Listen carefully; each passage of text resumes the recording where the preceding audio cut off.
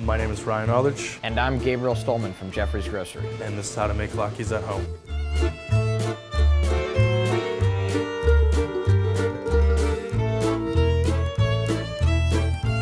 Traditions that have stood the test of time are great to be preserved. I grew up in a Jewish home, and latkes were always a part of Hanukkah. We will be doing our traditional latke.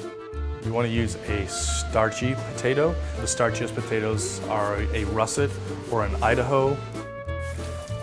You're going to want to rinse this with just cold tap water.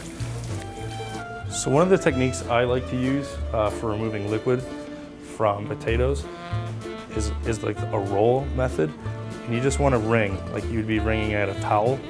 Well, you know, one of the biggest challenges that I've had at home whenever I'm trying to strain the liquid is I've always naturally gone to using paper towels. And it ends up being like a third of a roll later. I've got to, squeeze them out in batches of only a handful at a time. Either one of these techniques will work, either with cheesecloth or with a towel.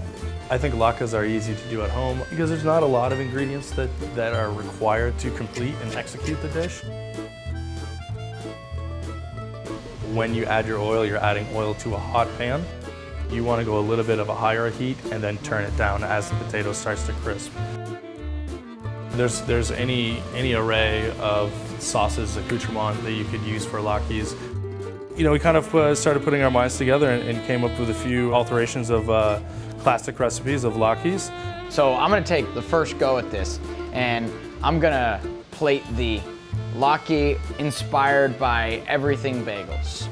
Now after I got my latkes down, we're gonna move over to this creme fraiche. I like the creme fraiche because it adds a little bit of that creaminess to all of the other varying textures that we have going on with the crunchy latke.